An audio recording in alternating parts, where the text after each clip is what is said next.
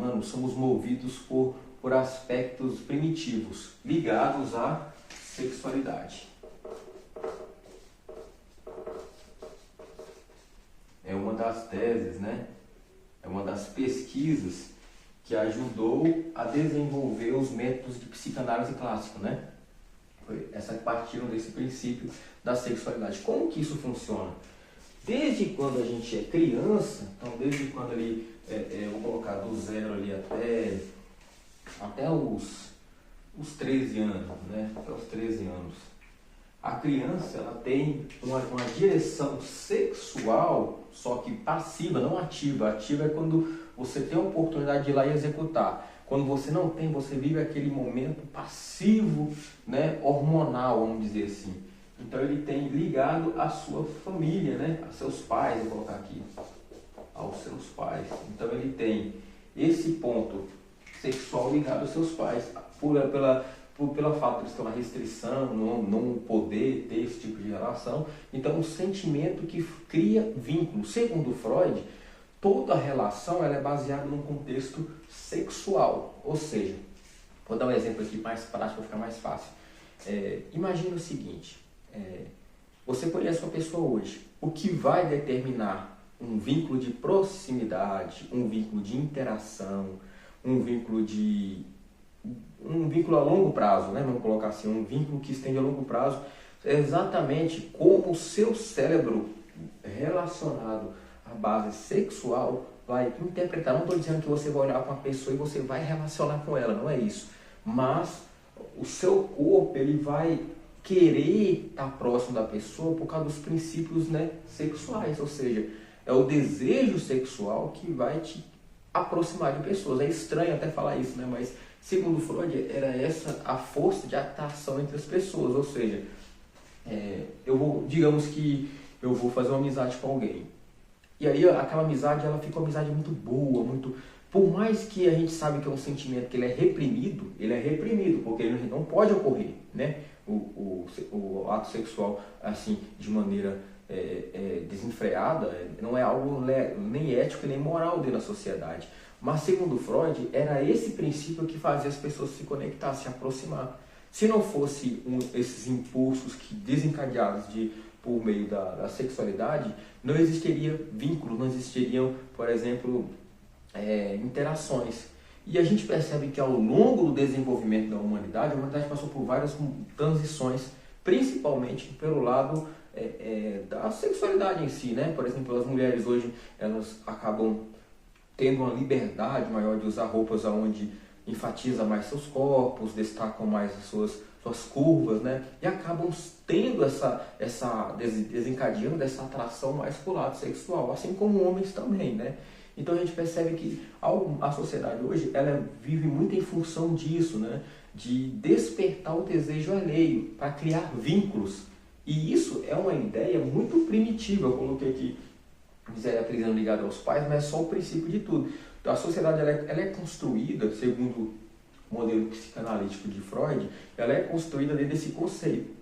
Tipo, eu vou buscar a minha melhor forma física, a minha melhor forma de apresentação, a minha melhor eloquência, a minha melhor capacitação intelectual, para atrair pessoas para próximo de mim, mas não simplesmente por uma admiração sem fundamento, mas partindo do princípio da sexualidade, entende? Então, o que aproximava, o que estreitava vínculos era um vínculo sexual. Aparentemente, eu falando isso, talvez você vai interpretar de maneira errada. Estou tentando ser o mais claro possível, né? Tipo assim, não quer dizer que toda pessoa que eu olhar, eu vou querer ter relação com ela. Não é isso. Você, às vezes, até vai querer, mas você tem restrições. Mas, assim, o que vai fazer você ser um facilitador das interações, né, da socialização, está ligado a esse fator. Pessoas que não são atrativas ao seu conceito ou ao conceito geral para esse âmbito, você tem mais dificuldade de criar um vínculo, a não ser que seja um vínculo ali de proximidade meio que forçada e durante um período longo, para que você deixe de associar aos símbolos hoje de conceito geral do que é bonito, do que é feio, né? Do que é belo, do que não é, e você associa ao caráter e à personalidade. Por exemplo, a pessoa não é tão bonita, eu estou bonita.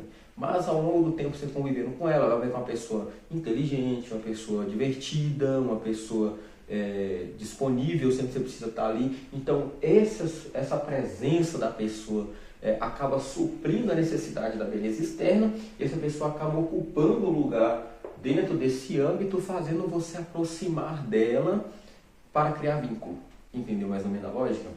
Então, pessoal, realmente parece um pouco difícil de pegar, mas quando a gente entende essa engrenagem do ponto de partida, as coisas fazem mais sentido, né?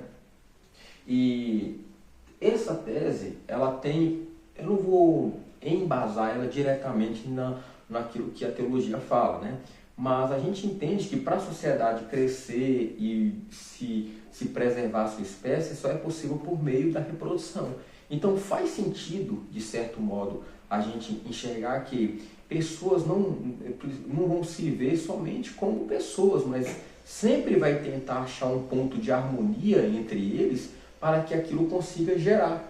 Por quê? Porque é algo instintivo, é algo que parte do princípio da reprodução, ou seja, é necessário que isso aconteça para garantir a preservação da espécie. Então é algo que foi atribuído, pensando por essa analogia de um modo geral, é algo que foi atribuído aos recursos do nosso ser, né, para a preservação da nossa espécie. Beleza, pessoal? Fez sentido para vocês? Então, ao longo da vida, né, vamos colocar aqui dos 14, enfim, vamos colocar dos 14 aqui e vamos direto aqui até os... Não, vou fazer melhor aqui, pessoal, vou fazer melhor ainda. Esqueça essa analogia que eu fiz aqui, para ficar mais fácil de compreender. Digamos que ao longo da vida, da existência da vida, desde o início até o fim da pessoa, vou colocar 0,0, até o fim da pessoa, porque a gente não tem uma base. Todo o seu ciclo de vida ele vai estar envolto na sexualidade. Só que os hormônios eles vão se desenvolvendo, né? O seu entendimento vai se desenvolvendo de acordo com quem vai desenvolvendo o seu intelecto, vai desenvolvendo a sua percepção da realidade, entende? Mas está tudo ligado a esse sentido, segundo Freud, e de certa maneira defendido por uma linha ali divertente, né, com aquilo que a Escritura já vem falando para nós, do que garante a preservação da nossa espécie, beleza? Agora vamos falar do último tema aqui, para a gente já passar a régua desse camarada que é Freud e passarmos para o nosso próximo alvo. Pessoal, continuando agora a nossa linha de raciocínio, vamos falar do segundo tópico defendido também por Freud, que é acerca do divino. Segundo Freud, o ser humano ele também tem um impulso ligado ao divino. Como que funciona isso? Todo ser humano ele tem uma dependência existencial de associar aquilo que é incompreensível ou inexplicável com as suas fontes intelectuais, associar ao ser divino. Quando nós vamos olhar a culturas mais anteriores à nossa, as mais primitivas, né, da história que nós conseguimos extrair, nós vamos ver que todos eles possuíam tanto arquétipos quanto modelos divinos associados àquilo que era incompreendido às suas perguntas, né? As incógnitas da vida social que foi desenvolvendo ao longo da sociedade era associado a seres divinos, né? Inclusive nós temos um exemplo bem clássico que é o próprio Abraão, que é um escolhido de Deus para gerar, né, para gerar a descendência de Jesus. Entretanto, Abraão era politeísta, acreditava em mais de um Deus. Isso estava ligado ao seu desenvolvimento por parte social, né? Aquilo que era perguntas sem resposta era associado a seres divinos. Então, segundo Freud, todo ser humano ele tem um instinto divino. Essa análise de Freud está ligada ao seguinte: por essa questão ética e moral que conduz a sociedade, por exemplo, aqui, ó, vinculada à ética e à moral. Então, esse aqui é o filtro existencial do ser humano, da raça humana, que faz ele ter uma vida ética e moral. O conceito do certo ou errado, ou seja, do certo ou errado. São padrões sociais que garantem a boa ordem de uma sociedade, que ela seja progressiva, mas dentro de uma ordem, né, onde valores não sejam corrompidos e não perca a característica da decência entre a sociedade, entende? Então tudo isso parte do senso do divino. Então, ou seja, todo ser humano ele possui dentro de si o seu próprio limite, sua restrição ligado ao divino, à ética moral, certo ou errado. Um exemplo, por exemplo, lembra que eu falei que a nossa vida é pautada acerca da sexualidade segundo Freud? O que é que me impede, então, de hoje eu conhecer uma pessoa e já querer me relacionar com ela?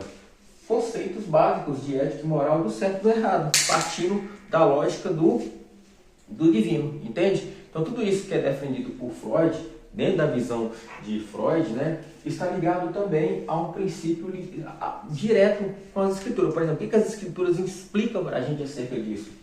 O ser humano, ele possui na sua essência, quando a gente vai olhar lá nas aulas anteriores, quando falamos da composição molecular, nós vamos falar que o ser humano possui na sua existência, né, a participação divina, ou seja, aquilo que faz parte da existência é o que preserva, é o que traz ao ser humano, né, uma consciência do que é certo e do que é errado, uma consciência que não veio dele, mas veio da sua existência, né, da alma, ou seja, algo que foi acarretado à alma e que transcende, né, a realidade, ou seja, nós fomos introduzidos na realidade com essa concepção, mesmo com que essa concepção não seja explicada, mas surge juntamente conosco essa ideia quando surgimos na realidade, certo, pessoal?